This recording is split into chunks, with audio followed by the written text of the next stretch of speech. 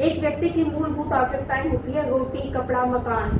भूख की संतुष्टि भी व्यक्ति भोजन के संकलन से करता है। पर्यावरण से सुरक्षा के लिए वो अपने लिए मकान बनाता है और मौसम से बचने के लिए वो कपड़े पहनता है। इन पुरानी शास्त्रीय आवश्यकताओं के अतिरिक्त मनुष्य की अनेकों सामाजिक आवश्यकताओं की पूर्ति भी होती है। मनुष्य की अनेक सामाजिक आवश्यकताएं भी होती है जिनकी पूर्ति वो समाज से ही करता है। उत्पादन और उपभोग के बीच में की गई ये क्रियाएं आर्थिक क्रियाएं कहलाती हैं, जो सामाजिक संस्थाओं का ही एक भाग है। आर्थिक संस्थाओं के बारे में हम पहले बात करेंगे। आर्थिक संस्थाएं समाज के सदस्यों के उत्पादन, वितरण और उपयोग और सेवाओं के बारे में हमें बताती है और इन क्रियाकलापों का ये समन्वय है। यानी कि आर्थिक संस्थाएं समाज के व्यक्तियों के उत्पादन, वितरण और उपभोग और सेवाओं के साथ साथ इन क्रियाकलापों का समन्वय है। हम सभी जानते हैं कि कार्य शब्द मुख्य तौर पे किसी कार्य को करने के लिए जाना जाता है। मीन्स जो कार्य हम अपने भोजन प्राप्ति के लिए करते हैं उसे कार्य कहा जाता है। अपने भोजन व्यक्ति पहले आदि मानव के टाइम पे व्यक्ति जो था वो भोजन संकलन से अपनी आवश्यकताओं की पूर्ति करता था। बाद में व्यक्ति ने क्या किया, भोजन का फसल के द्वारा अपना उत्पादन करना शुरू कर दिया। जितना उत्पादन होता उतना वो उपभोग कर लेता। नदी किनारे उसने अपनी बस्तियां बसाई जहां पर उसका उत्पादन अच्छी मात्रा में होने लगा। इस तरह से समय के साथ साथ सामाजिक संस्थाओं में भी परिवर्तन आता गया। सामाजिक संस्थाओं के साथ साथ आर्थिक संस्थाएं भी समाज का एक हिस्सा बनती चली गई। इसी तरह का एक वर्ड है हमारे पास संपत्ति। संपत्ति वर्ड सुनते ही हमें यूँ लगता है कि हम काफी कुछ जानते हैं इसके बारे में। देखो संपत्ति होती क्या है। संपत्ति किसी सीमित भौतिक या अभौतिक वस्तु पर व्यक्ति या समूह का प्रयोग या विक्रय का संपूर्ण अधिकार है। मीन्स कोई भौतिक या अभौतिक वस्तु जिसको व्यक्ति या समूह ही प्रयोग कर सकता है, वही व्यक्ति या वही समूह प्रयोग कर सकता है और वो उसको बेच भी सकता है और बेचने का संपूर्ण अधिकार उसके पास होता है। उसी चीज को संपत्ति का नाम दिया जाता है। संपत्ति जो है समूह की प्रथाओं, परंपराओं और कानून द्वारा मान्य मानी जाती है। राज्य भी संपत्ति का स्वामी हो सकता है, यानी कि एक राज्य भी कुछ संपत्ति का स्वामी हो सकता है। अब संपत्ति के प्रकारों के बारे में अगर हम बात करें तो संपत्ति भौतिक संपत्ति, अभौतिक संपत्ति। भौतिक संपत्ति में क्या आता है, भूमि, पशु, मकान, रेडियो, कंप्यूटर। अभौतिक संपत्ति में क्या आता है, जैसे किसी राइटर ने कोई बुक लिखी तो वो उसका कॉपीराइट अधिकार है, उसके पास जो गुडविल है वो उसका कॉपीराइट अधिकार है, ये उसकी अभौतिक संपत्ति है। उसी तरह की एक संपत्ति और होती है चल और अचल संपत्ति। चल संपत्ति कौन सी होती है, जिसमें जैसे कि बर्तन, मुद्रा, रेडियो। और अचल संपत्ति होती है मुद्रा, पूंजी। इसको अचल संपत्ति का नाम दिया गया है। संपत्ति के अन्य प्रकारों के रूप में अगर हम बात करें तो व्यक्तिगत संपत्ति, ऐसी संपत्ति जिस पर एक व्यक्ति का अधिकार होता है, व्यक्तिगत संपत्ति कहलाती है। सामूहिक संपत्ति, व्यक्तिगत संपत्ति जैसे किसी का मकान हो सकता है, फर्नीचर हो सकता है, वो व्यक्तिगत संपत्ति कहलाती है। सामूहिक संपत्ति, ऐसी संपत्ति जिस पर किसी समूह विशेष का अधिकार होता है, उसे सामूहिक संपत्ति कहा जाता है, जैसे चरागाह। ठीक है, उसी तरह की एक संपत्ति हो जाती है निजी और सार्वजनिक संपत्ति।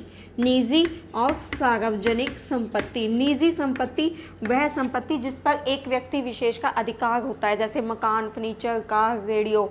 सार्वजनिक संपत्ति होती है जिसमें पूरे देश का अधिकार होता है, हर एक व्यक्ति का अधिकार माना जाता है, जैसे सड़क, रेल, सार्वजनिक परिवहन, विधानसभा भवन आदि। ठीक है, इस संपत्ति के टॉपिक के बाद अब हम डिस्कस करेंगे आर्थिक व्यवस्थाएं। आर्थिक व्यवस्थाएं कहते किसको है? आर्थिक व्यवस्था होती है मतलब किसी भी देश की अर्थव्यवस्था का संचालन। सृष्टि के प्रारंभ से ही मानव ने अपनी रोटी के लिए आर्थिक क्रियाओं को संपादित करना शुरू कर दिया था। उसके लिए सबसे पहले वो भोजन एकत्रित करता था। अनेक प्रकार के उसने उपकरणों का आविष्कार किया था, शिकार के साथ साथ भोजन एकत्रित किया था, धीरे धीरे पशुओं का इस्तेमाल भी शुरू कर दिया था। इसके बाद विकास के इस क्रम में दूसरी अवस्था आई और ये औद्योगिक अर्थव्यवस्था के तौर पर थी। व्यक्ति ने उद्योग लगाए, उन उद्योगों में काम के द्वारा अपनी रोजी रोटी को कमाना शुरू किया। ठीक है, इस तरह से मतलब अर्थव्यवस्था जो थी वो पूरी तरह से व्यक्ति की आर्थिक और सामाजिक संस्थाओं से प्रभावित थी। मतलब सृष्टि के प्रारंभ से ही व्यक्ति आर्थिक क्रियाओं को संपन्न करता आया है, चाहे वो भोजन संकलन हो या भोजन उत्पादन हो, वितरण हो। नेक्स्ट आर्थिक संस्था मानी जाती है श्रम विभाजन। मीन्स श्रम को बांटकर कार्य करना, एक ही कार्य को अलग अलग व्यक्तियों में बांटकर उनके विशेषीकरण का प्रयोग करते हुए अधिक से अधिक उत्पादन बढ़ाना श्रम विभाजन के अंतर्गत आता है। श्रम विभाजन एक ऐसी व्यवस्था है जिसमें लोगों के कार्यों का बंटवारा उनकी योग्यता, प्रतिभा, क्षमता आदि के अनुसार होता है। यानी कि अगर हम किसी भी फैक्ट्री में जाते हैं तो एक व्यक्ति कपास से अलग करता है बिनोलों को, और बिनोलों को अलग करने के बाद दूसरा व्यक्ति उससे धागे को बनाता है दूसरी मशीन पे, और तीसरा व्यक्ति उसको काटने और बुनने का कार्य करता है। उसके बाद उसकी रंगाई का कार्य होता है। यानी कि श्रम विभाजन, एक ही कार्य को बांट कर करना श्रम विभाजन कहलाता है। श्रम विभाजन एक ऐसी व्यवस्था है जिसमें लोगों के कार्यों का बंटवारा उनकी योग्यता, प्रतिभा, क्षमता आदि के अनुसार होता है। इसमें व्यक्ति के अंदर विशेषीकरण भी पाया जाता है। व्यक्ति एक कार्य को करने में पूरी तरह से दक्ष हो जाता है और उसकी उत्पादन क्षमता भी बढ़ जाती है। इसी तरह की एक दूसरी टर्म है हमारी मजदूरी। मजदूरी कहते किसको हैं? मजदूरी आर्थिक संस्थाओं की भांति मजदूरी भी एक अन्य आर्थिक संस्थाओं की भांति मजदूरी भी एक आर्थिक संस्था है। ये भूतकाल से ही चली आ रही है। हालांकि परंपरागत जो कृषि अर्थव्यवस्था थी उसमें श्रमिकों को नगद मजदूरी नहीं दी जाती थी, उन्हें किसी भी तरह का नगद पैसे नहीं दिए जाते थे और न ही मजदूरी की दर निश्चित होती थी। लेकिन आधुनिक अर्थव्यवस्था में मजदूरी औद्योगिक अर्थव्यवस्था में प्रवेश की क्रिया के साथ ही मजदूरी की संस्था मजबूती से स्थापित हो गई।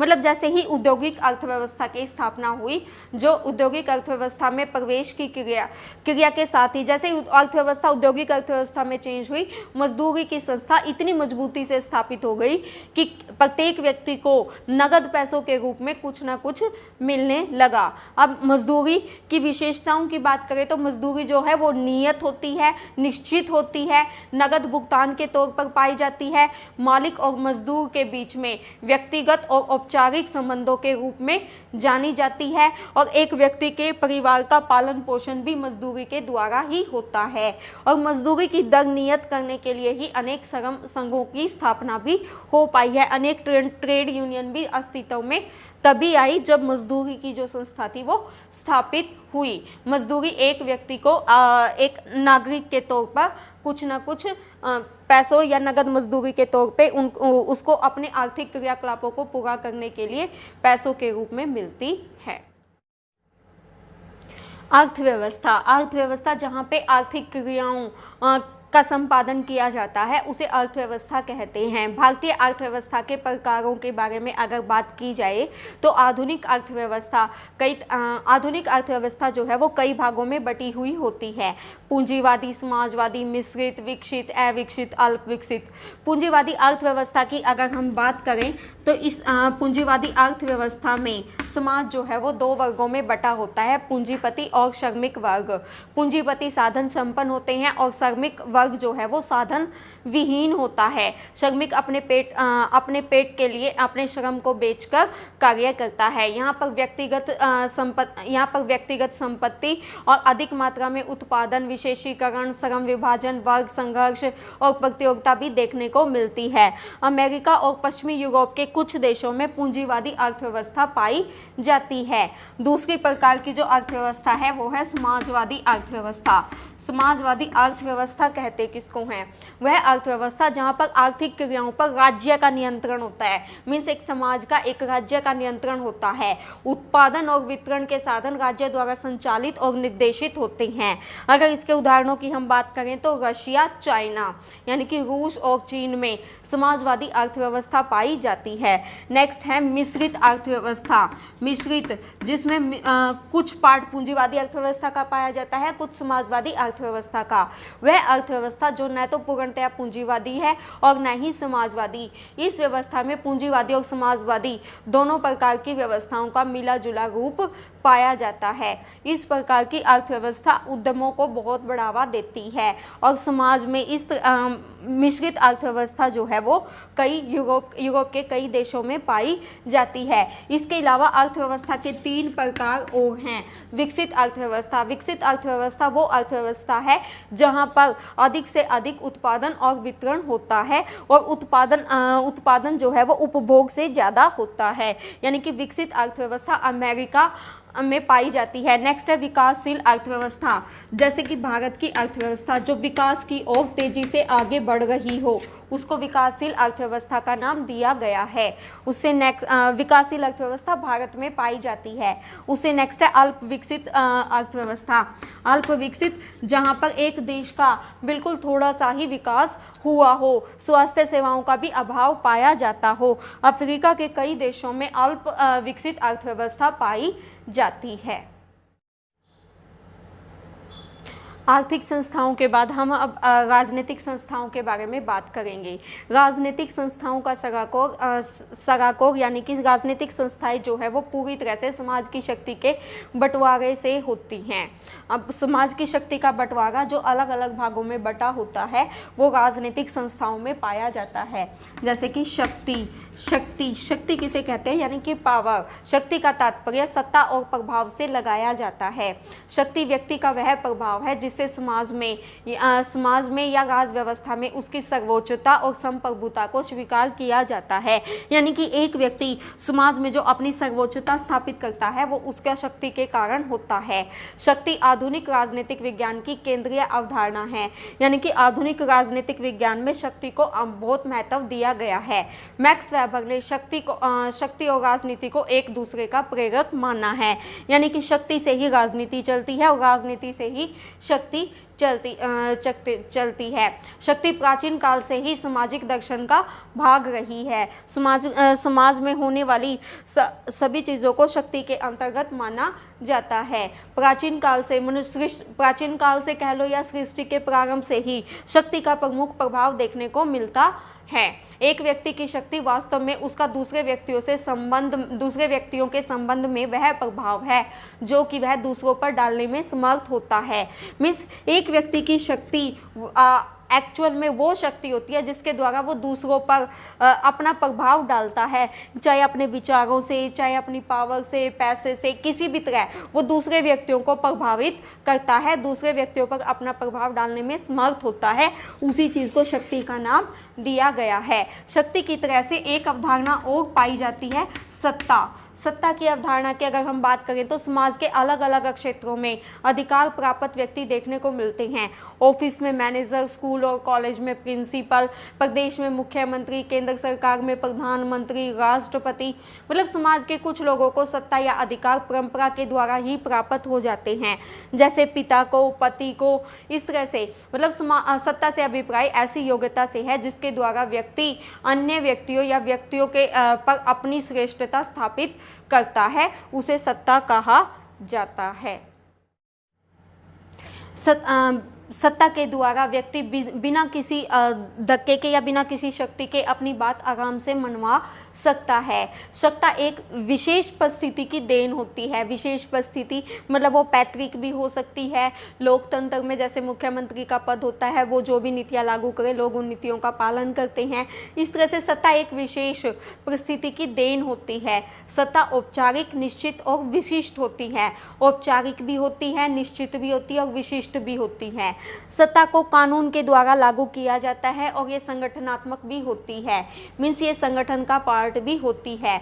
सत्ता उस समय पैदा होती है जब वरिष्ठ और अधीनस्थ के बीच में संबंध स्थापित होता है, यानी कि दो व्यक्ति, एक वरिष्ठ और दूसरा उसके अंदर काम करने वाला, उसके अधीन काम करने वाला अधीनस्थ के बीच में संबंध स्थापित होते हैं। अगर सत्ता के प्रकारों के बारे में हम बात करें तो सबसे पहली जो सत्ता आती है वो आती है परंपरागत सत्ता।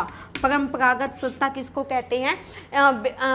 मैक्स वेबर ने सत्ता के बारे में बताया है। वेबर के अनुसार यह सत्ता उन लोगों को प्राप्त होती है जिनको परंपरा से प्राप्त होती आई है, जैसे पुरोहित, महाजन, राजा, रानी, यानी कि पीढ़ी दर पीढ़ी, एक पीढ़ी से दूसरी पीढ़ी को ये स्थानांतरित होती है, उसे परंपरागत सत्ता का नाम दिया गया है। एक ऐसी सत्ता जो लोगों को परंपरा से प्राप्त होती है, जैसे महाजन हो गया, पुरोहित हो गया, राजा रानी, इस तरह से इनको परंपरागत सत्ता के अंतर्गत लिया जाता है। नेक्स्ट है बौद्धिक या कानूनी सत्ता। बौद्धिक या कानूनी सत्ता यानी कि कानून द्वारा या बुद्धि के द्वारा जिस सत्ता को स्थापित किया जाए उसे बौद्धिक या कानूनी सत्ता कहते हैं।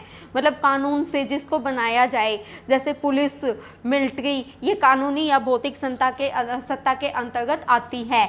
उसे नेक्स्ट है करिश्मात्मक सत्ता। मतलब जो करिश्मे से अगर किसी व्यक्ति को सत्ता प्राप्त हो जाए। वेबर के अनुसार समाज के व्यक्तियों को सत्ता किसी विशिष्ट करिश्मे या चमत्कार पर भी आधारित होती है, जैसे धार्मिक गुरु, कलाकार, जादूगर, इनको करिश्मात्मक सत्ता के अंतर्गत लिया जाता है। मैक्स वेबर एक ऐसे राइटर थे जिन्होंने सत्ता के प्रकारों के बारे में बताया और सत्ता के बारे में बताया था। उन्होंने 3 प्रकार की सत्ता का डिस्कशन हमारे सामने किया है, परंपरागत सत्ता, दूसरी है करिश्मात्मक सत्ता और तीसरी है भौतिक सत्ता। ठीक है, उसके बाद सत्ता के अगर कार्यों की हम बात करें तो समन्वय सत्ता जो है वो वरिष्ठ और अधीनस्थ के बीच में संबंध स्थापित करती है, उनके कार्यों में समन्वय लाती है। और जो एक वरिष्ठ है वो अपने अधीनस्थ पर नियंत्रण भी सत्ता के द्वारा ही रखता है। मीन्स वरिष्ठ जो भी कार्य अपने अधीनस्थ को देगा उसे वह कार्य निपटाना पड़ता है, वह कार्य करना पड़ता है, तो इसलिए ये नियंत्रण का भी एक प्रमुख साधन मानी जाती है। सत्ता की अगर विशेषताओं की बात करें तो नेक्स्ट पॉइंट बनता है अनुशासन। सत्ता समाज में अनुशासन लेकर आती है। मुख्यमंत्री, प्रिंसिपल, इन सब की बात वहाँ पर रहने वाले सभी कर्मचारी और व्यक्ति मानते हैं, इसलिए वहाँ पर एक अनुशासन बना रहता है। विकास, सत्ता विकास की ओर ले जाती है, क्योंकि सत्ता से एक व्यक्ति के हाथ में पावर होती है, वही नियंत्रण, वही नीतियों का निर्माण करता है और विकास की ओर समाज को ले जाता है। नेक्स्ट है निर्णय। सत्ता के अंतर्गत निर्णय जो है वो वरिष्ठ व्यक्ति लेता है, मतलब उद्योग में भी वरिष्ठ व्यक्ति लेता है, मतलब समाज में भी वरिष्ठ व्यक्ति सत्ता से रिलेटेड फैसले लेता है, तो इसलिए निर्णय लेने की क्षमता जो है वो वरिष्ठ व्यक्तियों के अंतर्गत होती है। मैक्स वेबर की अगर हम बात करें तो उन्होंने कहा है कि जब कोई व्यक्ति अपना प्रभाव दूसरे व्यक्ति पर उसकी इच्छा के विरुद्ध डालता है, उसका यह प्रभाव शक्ति कहलाता है। अगर सत्ता और शक्ति के बीच में डिफरेंस की बात करें हम, जब कोई व्यक्ति अपना प्रभाव उस व्यक्ति की इच्छा के विरुद्ध दूसरे व्यक्ति पर डाले तो वो शक्ति कहलाता है, यानी कि धक्के से कोई काम करवाना। लेकिन सत्ता जो है, इसके विपरीत सत्ता जो है वो जब कोई व्यक्ति सत्ता द्वारा प्राप्त अधिकार को दूसरे पर डालता है और दूसरा व्यक्ति उसे स्वेच्छा से स्वीकार कर लेता है तो उसे सत्ता का नाम दिया गया है। मीन्स स्वेच्छा से काम करना, एक व्यक्ति के कहे जाने पर स्वेच्छा से कार्य करना तो सत्ता कहलाता है, और जब धक्के से कार्य करवाया जाए, इच्छा के विरुद्ध कार्य करवाया जाए तो वो शक्ति कहलाता है। राज्य, नेक्स्ट जो हमारी संस्था है वो है राज्य। राज्य एक राजनीतिक समिति के रूप में समुदाय की शांति, व्यवस्था और सुरक्षा के लिए उत्तरदायी तत्व माना जाता है। राज्य एक ऐसा अक्षेत्रीय समुदाय है जो प्रभुता संपन्न सरकार द्वारा नियमित हो और बाहरी नियंत्रण से मुक्त हो। मीन्स हम राज्य किसको कहेंगे? एक ऐसा अक्षेत्रीय समुदाय, एक विशेष अक्षेत्रीय समुदाय जो प्रभुता संपन्न सरकार द्वारा नियमित हो और बाहरी नियंत्रण से मुक्त हो। अगर राज्य के तत्वों की बात करें तो हम इसके अंतर्गत आते हैं जनसंख्या। जनसंख्या एक राज्य के अंतर्गत एक निश्चित जनसंख्या पाई जाती है। मीन्स जनसंख्या का आकार जो है वो राज्य को बनाता है। जनसंख्या जो है वो राज्य का महत्वपूर्ण तत्व माना जाता है। नेक्स्ट है निश्चित अक्षेत्र। अक्षेत्र जो है उसकी सीमाएं निश्चित होती हैं। एक राज्य विशेष के अंदर एक निश्चित अक्षेत्र होता है जिसकी सीमाएं निश्चित होती हैं, और उन निश्चित सीमाओं की निश्चित अक्षेत्र होना राज्य का प्रमुख तत्व माना जाता है। नेक्स्ट है सरकार। राज्य का प्रमुख तत्व है सरकार। किसी भी राज्य में सरकार एक आवश्यक तत्व के तौर पर पाई जाती है। सरकार को भी 3 भागों में बांटा गया है, विधायिका, कार्यपालिका और न्यायपालिका। विधायिका जो कानून का निर्माण करती है, कार्यपालिका जो कानूनों को लागू करवाती है, न्यायपालिका किसी तरह का अन्याय होने पर सजा का प्रावधान देती है तो उसे न्यायपालिका का नाम दिया गया है। यानी कि किसी राज्य का प्रमुख तत्व सरकार भी मानी जाती है, जो 3 प्रकार से कार्य करती है, विधायिका, कार्यपालिका और न्यायपालिका।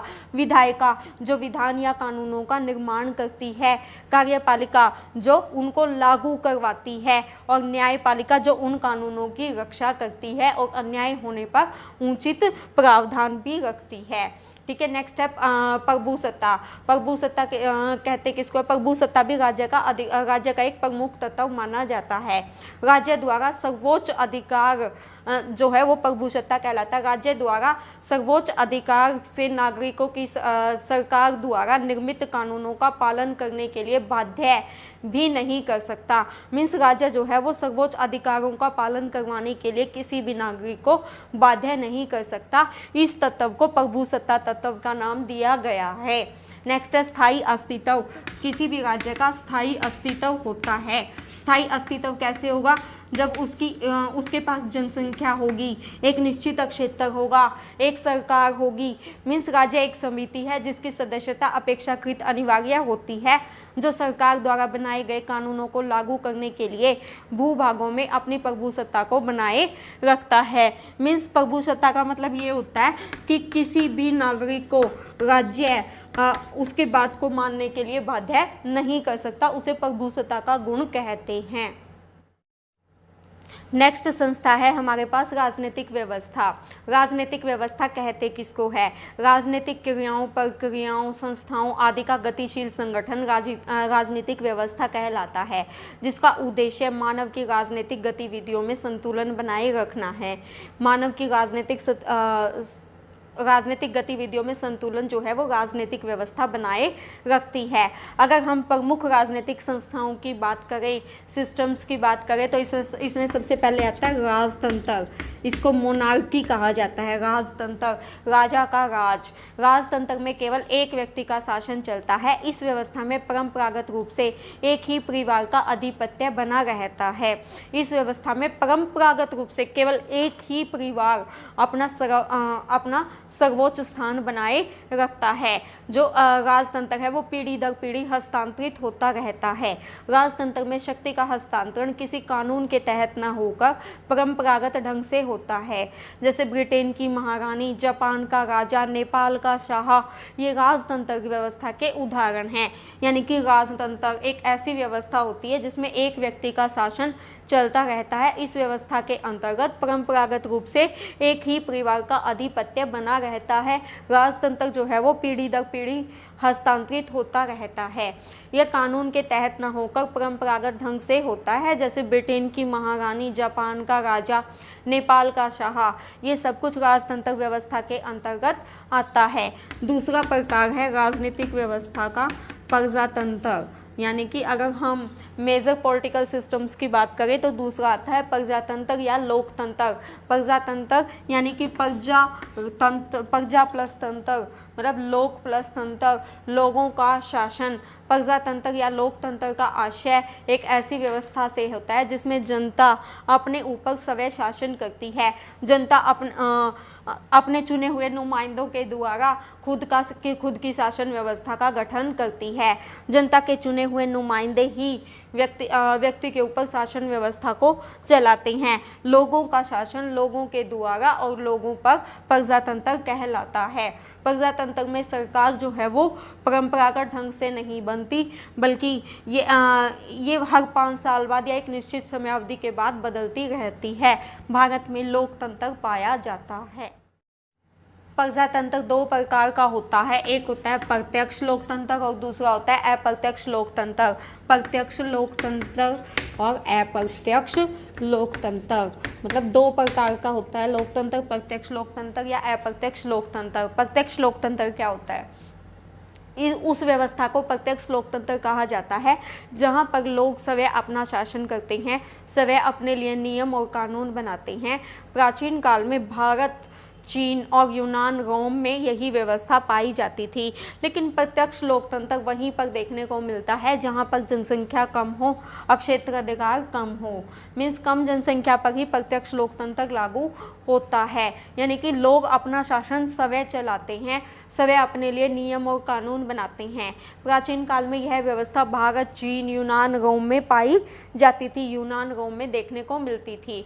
प्रत्यक्ष लोकतंत्र में केवल वहीं पर संभव होता है जहाँ जनसंख्या का आकार छोटा हो और राज्य भी आकार की दृष्टि से छोटा हो।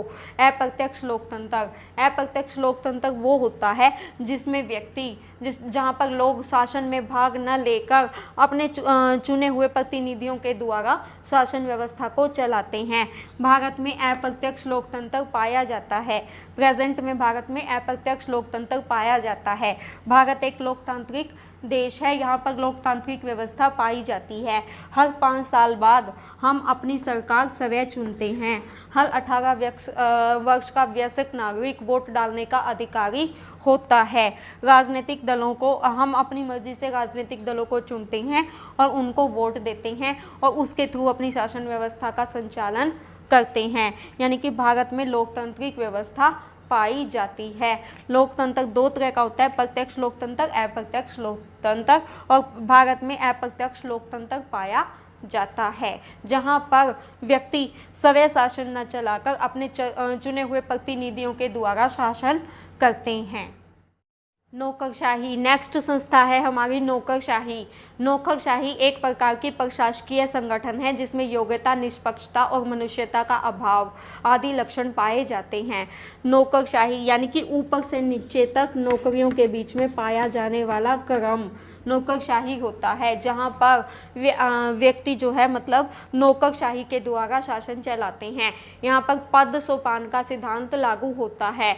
ये एक प्रशासकीय संगठन होता है जिसमें योग्यता, निष्पक्षता और मनुष्यता का अभाव आदि लक्षण पाए जाते हैं। इसमें पद सोपान का सिद्धांत लागू होता है। निचला पद, उसके ऊपर वाला पद, उससे ऊपर वाला पद और सर्वोच्च पद। मीन्स नौकरशाही में ऊपर से नीचे तक पदों की व्यवस्था बनी रहती है। पद सोपान का सिद्धांत यहाँ पर लागू होता है। इसमें कार्य लिखित होता है। अभिलेखों, फाइलों और लिखित दस्तावेजों पर नौकरशाही आधारित होती है। आधुनिक कार्यालय प्रबंधन के निर्णयों पर यह आधारित होती है। मीन्स कार्यालय का प्रबंधन जो है वो लिखित दस्तावेजों के द्वारा होता है, इसलिए नौकरशाही का ये प्रमुख गुण पाया जाता है। कार्यालयी प्रबंध के लिए सामान्य नियमों और व्यवहारों का पालन किया जाता है। मीन्स नौकरशाही में कुछ नियम और कुछ कायदे और होते हैं, उनका पालन नौकरशाही में किया जाता है। अतः नौकरशाही संगठन की वह श्रेणी है जिसमें कर्मचारी मशीन की तरह से कार्य करता है और उसे अपने वरिष्ठ अधिकारी की बात माननी पड़ती है और वरिष्ठ कार्यालय पहलुओं पर भी कार्य अपने वरिष्ठ अधिकारी के अनुसार ही करना पड़ता है। नौकरशाही में वरिष्ठ और अधीनस्थ कर्मचारी के मध्य संबंध पाए जाते हैं। पद सोपान का सिद्धांत लागू होता है। अभिलेखों, फाइलों और लिखित दस्तावेजों पर यह आधारित होता है। आधुनिक कार्यालय प्रबंधन के निर्णयों पर यह आधारित है और नौकरशाही इस तरह से संगठन की वह श्रेणी है जिसमें कर्मचारी एक मशीन की तरह काम करता है और कार्यात्मक पहलुओं को देखता है। राजनीतिक दल एक स्वैच्छिक संगठन है जिसके सदस्यों के दृष्टिकोणों और उनके परस्पर उद्देश्यों में समानता पाई जाती है। हमने कहीं ना कहीं भारत में सुना है कांग्रेस, बीजेपी, इस तरह से कुछ वर्ड्स सुने हैं। ये राजनीतिक दल ही होते हैं। यानी कि राजनीतिक दल एक ऐसा स्वैच्छिक संगठन होता है जिसके सदस्यों के दृष्टिकोणों और विचारों में समानता पाई जाती है, परस्पर उद्देश्यों में समानता पाई जाती है और जो राजनीतिक दल के सदस्य होते हैं वो एक समान विचारधारा के समर्थक होते हैं और उनकी विचारधारा से सहमत होते हैं। राजनीतिक दल सरकार बनाने और सत्ता प्राप्ति के लिए अलग अलग नीतियों का गठन करते हैं। जनता के हित में भी नीतियों का गठन करते हैं। अधिक जनता का समर्थन प्राप्त करने के लिए राजनीतिक दल जनता के बीच में अपने विचारों का प्रचार प्रसार करते हैं। राजनीतिक दल के विचारों का प्रचार प्रसार करते हैं, उनके उद्देश्यों के बारे में उन उद्देश्यों के बारे में बताते हैं। इनके एक समान उद्देश्य होते हैं, एक समान विचारधारा होती है, और शासन में आने पर एक दल जो है वो शासन चलाता है और दूसरा दल जो है वो विपक्षी दल कहलाता है। यानी कि राजनीतिक दल एक स्वैच्छिक संगठन, इसके सदस्यों के दृष्टिकोणों और उनके परस्पर उद्देश्यों में समानता पाई जाती है। राजनीतिक दल को भारत में चुनाव आयोग के अंडर रजिस्ट्रेशन करवाना आवश्यक होता है। मतलब चुनाव आयोग के अंडर रजिस्ट्रेशन इसका एक आवश्यक तत्व माना जाता है। नेक्स्ट टर्म है हमारी संविधान। प्रत्येक देश का अपना एक अलग संविधान होता है। संविधान एक आधारभूत कानूनी दस्तावेज है जिससे किसी देश की शासन प्रणाली संचालित होती है। भारत का संविधान जो है वो एक लिखित दस्तावेज है। संविधान कानूनों को दिशा निर्देश देता है। भारत एक लोकतांत्रिक देश है। संविधान सभा ने 26 नवंबर 1949 को भारतीय संविधान पास किया, जो 26 जनवरी 1950 को लागू हुआ। भारतीय संविधान में 395 अनुच्छेद और 12 अनुसूचियां पाई जाती हैं। डियर स्टूडेंट्स, अब मैं आपसे आशा करती हूँ कि मेरे द्वारा समझाया गया ये चैप्टर आपको बहुत अच्छे से समझ में आया होगा। धन्यवाद।